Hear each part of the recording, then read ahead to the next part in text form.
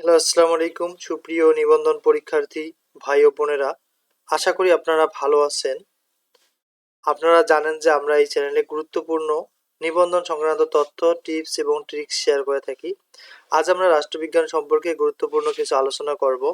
রাষ্ট্রবিজ্ঞান সাবজেক্ট থেকে কিভাবে স্কুল ও কলেজ পর্যায়ে রিটেন পরীক্ষার মধ্যে উত্তীর্ণ হওয়া যায়। আপনারা জানেন যে আমি নিজেও একজন রাষ্ট্রবিজ্ঞানের স্টুডেন্ট এবং আমি একটি প্রতিষ্ঠানে বর্তমান কর্মরত রয়েছি। ১৯তম প্রিলিমিনারি পাস নিয়ে প্রবলেম থাকলে আমাদের এই হোয়াটসঅ্যাপ নাম্বারে যোগাযোগ করবেন এবং ১৯তম রিটেন সাজেশন যাদের প্রয়োজন রয়েছে তারাও আমাদের এই হোয়াটসঅ্যাপ নাম্বারে যোগাযোগ করবেন। আর যাদের ১৮তম ভাইবা এখনো হয়নি তারা চাইলে ভাইবা সাজেশন দিয়ে আমাদের কাছে নিতে পারেন। রাষ্ট্রবিজ্ঞান লিখিত প্রিপারেশন যেভাবে নেবেন, রিটেন রেজাল্ট না আসার কিছু কারণ, রিটেন পাস করার কিছু tips. So let's get started.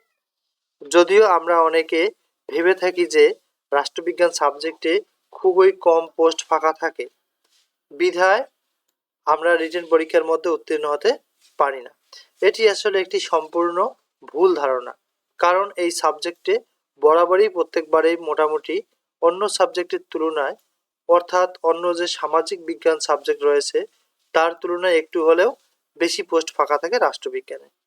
তবে আমার অভিজ্ঞতা থেকে আমি বলতে চাই যে এই সাবজেক্ট থেকে পাশ করতে হলে, বিশেষ করে রিটেন পরীক্ষায় উত্তীর্ণ হতে চাইলে কিছু পদ্ধতি এবং নিয়ম অনুসরণ করতে হবে। সর্বপ্রথম আপনাকে টাইম ম্যানেজমেন্ট করতে হবে, অর্থাৎ এই সকল সাবজেক্টে পাশ করতে হলে আপনাকে ১০০ মার্কের আনসার করতে হবে। এর পাশাপাশি আপনার লেখার কোয়ালিটি ভালো করতে হবে। আপনার হাতের লেখার উপর নির্ভর করবে রিটেন রেজাল্ট। আমি বারবার বলি যে আপনারা লেখা ভালো করেন, খুব বেশি প্রশ্নের উত্তর লেখার প্রয়োজন নেই, অর্থাৎ প্রশ্নের উত্তর অনেক লং করার প্রয়োজন নেই। আপনি শর্ট লেখেন কিন্তু আপনার লেখার কোয়ালিটি ভালো করেন। আপনি ১৫টি পয়েন্টের জায়গায় ১০টি পয়েন্ট দেন কিন্তু লেখা ভালো করেন। আর আমাদের সাজেশনটি সংগ্রহে রাখতে পারেন। আপনারা সাজেশন সম্পর্কে তথ্য জানতে আমাদের ১৮তম তথ্যগুলো দেখতে পারেন। ১৮তম রিটেন রেজাল্ট যখন হলো তখন আমাদের ভাই দেখবেন যে ভিডিওতে যে কমেন্টগুলো এসেছিল, ইনশাআল্লাহ আমাদের সাজেশন থেকে অনেকেই পাস করেছে এবার। আমাদের কাছ থেকে সাজেশন নিলে আমরা আপনাদের হাতের লেখাগুলো হোয়াটসঅ্যাপের মাধ্যমে চেক দেব। যদি কোথাও পরিবর্তনের প্রয়োজন হয় তাহলে আমরা জানিয়ে দেব।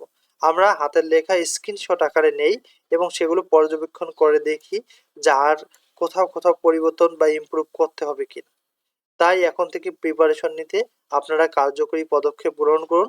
দেখবেন প্রথমবারে আপনারা রিটেন পরীক্ষার মধ্যে উত্তীর্ণ হতে পারবেন ইনশাআল্লাহ।